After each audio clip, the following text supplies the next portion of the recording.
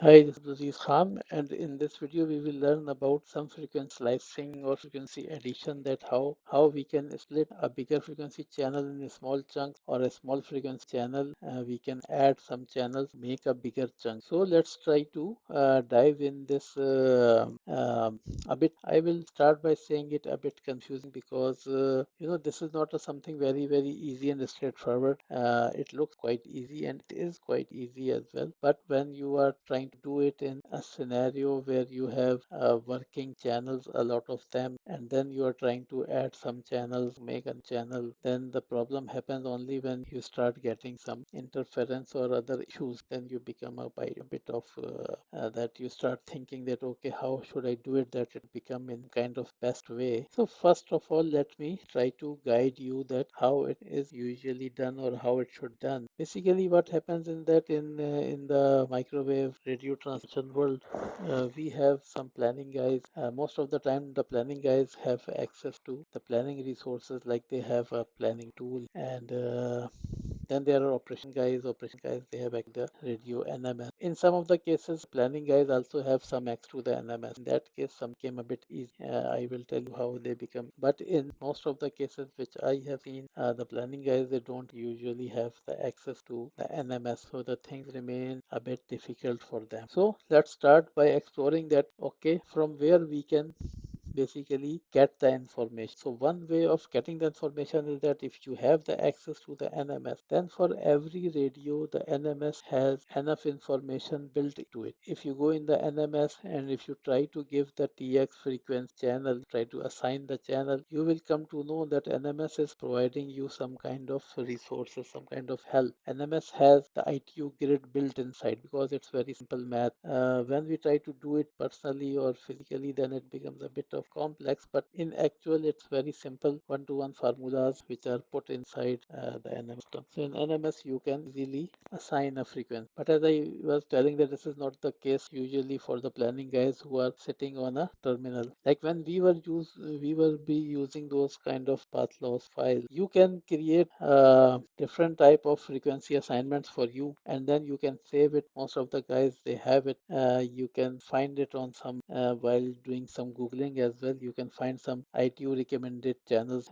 Even Pathloss provide it as a kind of resource to you as part of the installation. You get the ITU channels and then you can load the channels. But if you have to break some channel in some lower frequency, or if you have to add some channels to a bigger frequency, then that will not give you a kind of help that maybe someone is looking for. If someone wants to have some kind of idea that how these channels are made and how he can easily add two channels or divide or slice two channels, then he should be knowing something which is going on the back end of that files, how those files are made themselves. So let's see that how basically what ITU tells us about different frequency channels. This is the ITU website. I have opened it for the same reason. So if you come to this site itu.int, then there are some recommendations. There's a recommendation section. In this recommendation section, you can have ITUR recommendations. You can see here ITUR for radio communication. Then we have ITUT as well. It's for telecommunication. So if we go in this ITUR recommendation, we can find that there are many kind of recommendations like satellite delivery, coding, TV, fixed service. Fixed services is for the for us. I mean, it's for the transmission guys. We are working in fixed service. The mobile guys, they are working in mobile and radio, because there are two kind of frequencies. One is the mobile frequency and one is the radio frequency. So radio frequency is for point to point. So for point to point, we are using fixed service. Mobile services or mobile frequency is for the people who are mobile, who are using the wireless network. So then, if you remember in some of our videos, I talk about ITURP 530 and 530-7 and 8 and 11, 13. So P is for propagation. Then there's more, like for example, S is for satellite. We have spectrum management, but spectrum is basically for the my mobile side. We have frequency sharing coordination of fixed satellite and service as well. So ITU has many kind of recommendations, but the one that we are and these recommendations are in force or pre-published or superseded or withdrawn draft. There are many kind of these. They may have some different status as well, but we will not go in that detail. But we are interested in the fixed services. So if you go in fixed service, you will find that there are a lot of, you go down, down, down. There are a lot of recommendations, and they are not. I mean, they are not like they are not. I mean, there's no hierarchy. Like, for example, it's not like you start from 1 gigahertz and then 2 and 3. And like, for example, 497 is for 13 gigahertz, 595 is for 18 gigahertz, 636 is again 14 gigahertz, 637 20. So they are distributed and you have to find, like, this is 10 gigahertz. So you have to search for your frequency here and then you have to open that frequency and then you have to look side. I will show you some of these. I will take you to some confusion as well because some of these are not very straightforward. Some are very better, some are very easy to understand, some are not. So I will start from with some confusing thing first so that to make you confused first and then we will try to see. So like this is 14 to 15 like 14 to 15 gigahertz band. So in this we will be, it will tell us something that what we will be working. So it's telling that we will be working on the 15 gigahertz. So it is called 15. I mean, it starts from 14, but it called, and it has two kind of separation: 3.5, 7, 14, 28, 6, and 2.5, 5, 10, 20, 30, 40. And so we will work on 15, and it has two kind of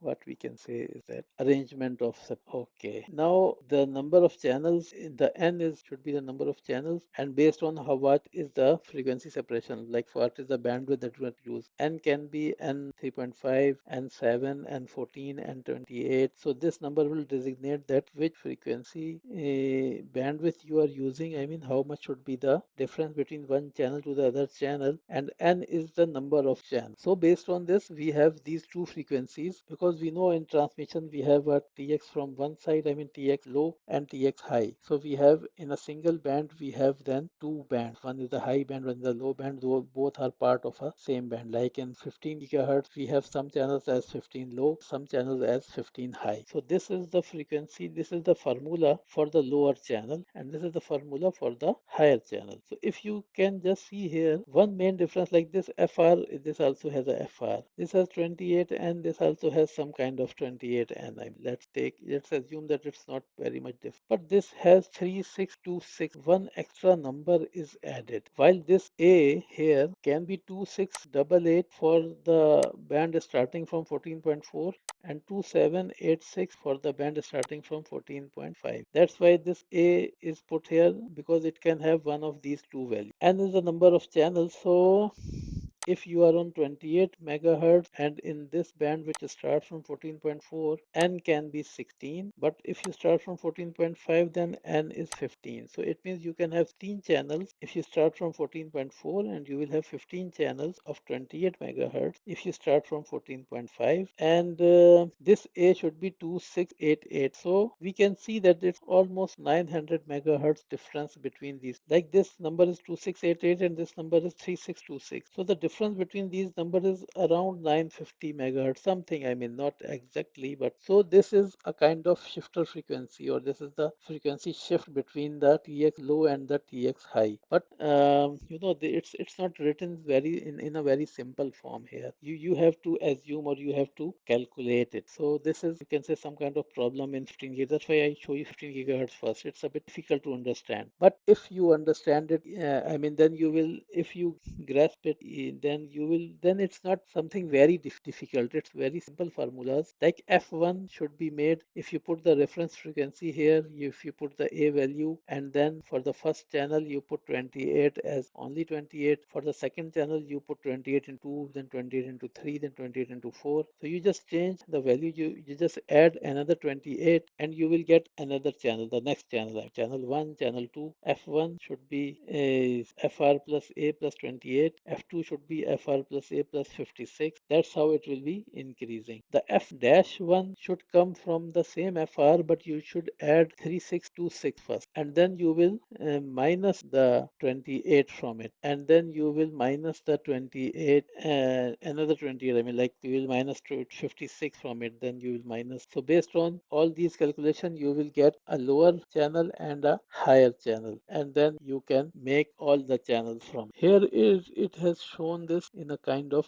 picture as well. I have put some things for understanding. So assume that this is the whole channel in the 15 gigahertz band. So here it is showing that the value of A is 950. So the whole channel, I mean from the start to the finish is 950. We can know from here 14.4 to 1535 gigahertz. It's a 950 megahertz difference. But if we take the channel from 14.5 to 15.53, then it's a 850 megahertz channel. The value of B is the start of the middle frequency of the first channel, and the differences from the start of the complete channel, the whole channel, the start of the main channel to the mid of the first channel. So this is 17 megahertz. So basically, if you see, these are 28 megahertz channels. So each side of this, I mean, it's 14 megahertz here and 14 megahertz here. This part is 14, but this whole is 17 for 14.4. So it means that starting 3 megahertz should be wasted, 3 megahertz. But for this one, only 1 megahertz will be wasted, not 3. This will be wasting 1 megahertz in the start. And then you will have around, for example, this is for 112. For 112, you are going to have 7 channels. So you will have 7 channels, and for the 14.51, you will have 6 channels. So this is a difference that you will have to keep in your mind. But one N is 28. Okay, and 6, where is 28? For N is 28, you can have 16 channels, and for the bigger one and 15. So in this picture, this N should be 16 for this upper one, and it should be 15 for the lower. So when we know all these values, then we can just put these values in these frequency, like we will put the reference frequency plus A from here plus 28, and for each number of channel, for every channel, we will change this N to the new value. The reference frequency is written here somewhere. This is the reference frequency. So you have to keep 11701 in its place. This should be A. This should be A for the bigger channel. So A should come here. Then for every channel, you should just replace this value with 1, 2, 3, 4 up to 16. So for the higher channel, for the reverse channel, you should keep the same FR, and you should add this value, and then you should put N28. N28 minus N. You should just be changing the value of this N. And N28 is, like, for example, 16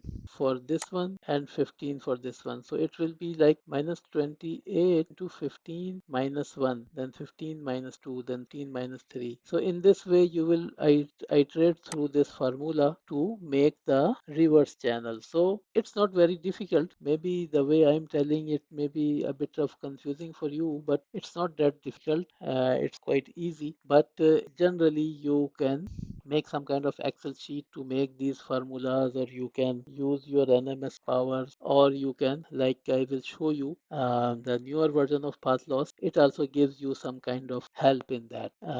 Okay, so in this way you can create all the channels. But you know, one thing that is a kind of not very easy, or that's kind of missing here, is the channel separation between the channel 1 and channel 1 bar, because it don't give it in a very straightforward way. It's telling us that A has a value of 950. So if A is 950, so it means that everything should be this whole is 950, so half of it is 475. So everything which is here, its corresponding thing should be 475 megahertz away from it. So it means that we are using a shifter of 475 megahertz. So the bad thing I will say is that it's not telling us the shifter value in simple and plain numbers, telling us the shifter value in a very complex way. So this is one of the recommendation. Let me show you one more. Like, this is for 18 gigahertz. If you see, the picture is quite similar. I mean, these two are not very much difficult, almost similar. But you know, the good thing is that it's giving you the difference between 1 and 1 bar, telling you that the 1 is here and 1 bar is here, then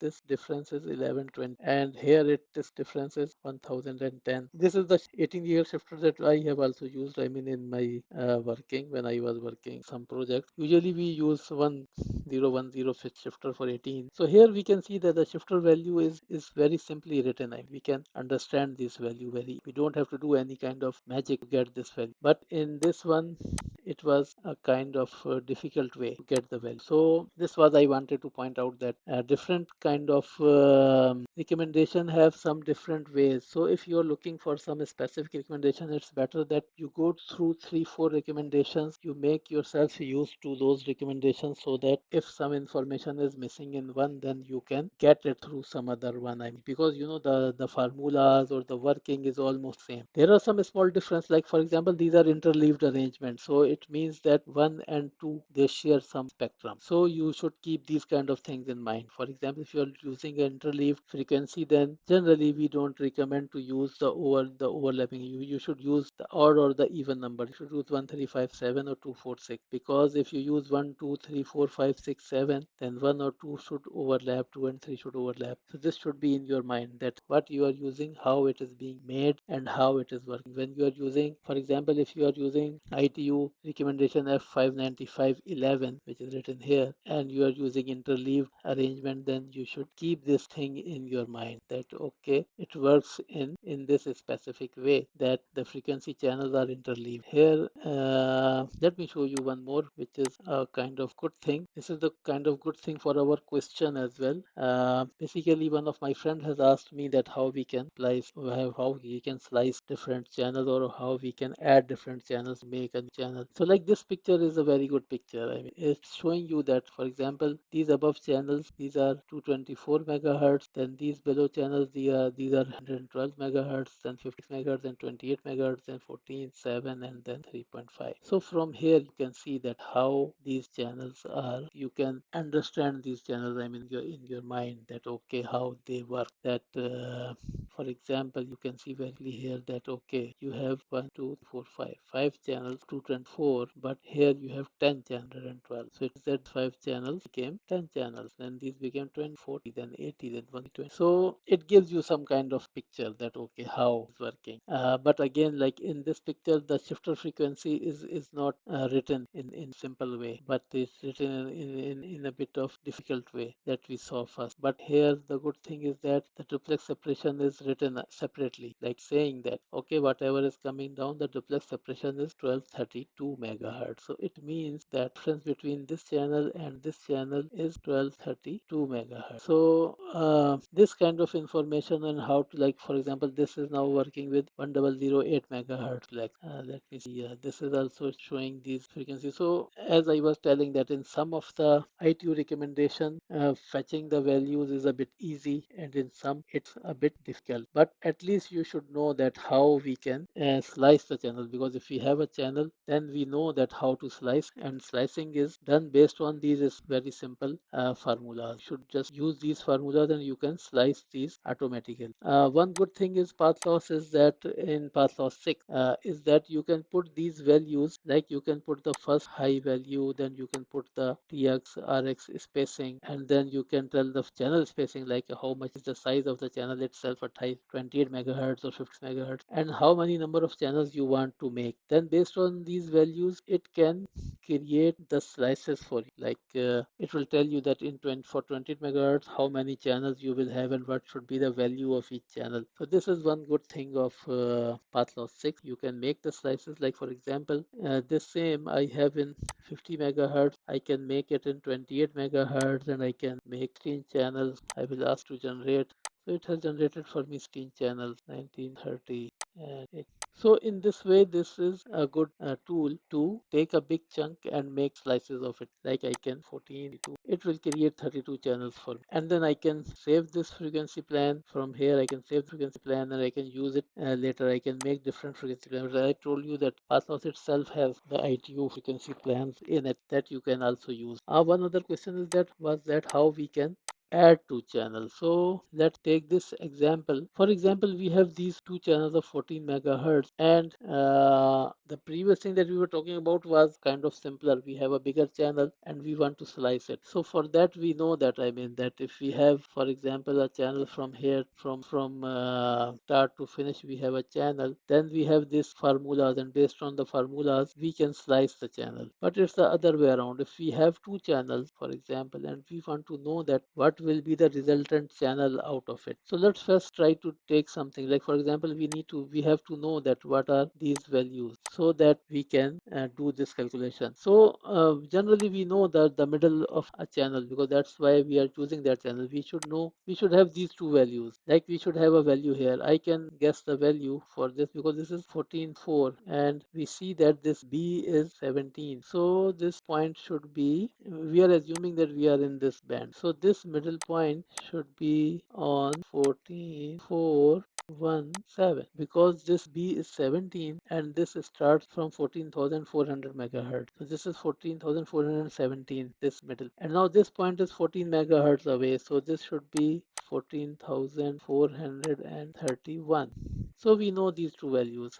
For every channel, we know that the channel has a middle frequency, middle central frequency from which we call the channel. But like if it is a 14 megahertz channel, then the start and the end is 7 megahertz away from here. Like for example, this should be 14,410 and this point should be 14,424. So we know the value of this point. This is 14,424. This we already know 14,431. So this last one should be 14,438. Okay, so we had these two channels and now we know all the values of the starting of this, starting or ending of that. So this, now what we have to do is that we have to add these two channels to make one composite channel of, like, from here to here. We want to use this full channel, and because this is made of 214 megahertz channel, so we know that because these are 2 into 14, so it should become a 28 megahertz channel automatically because it's made from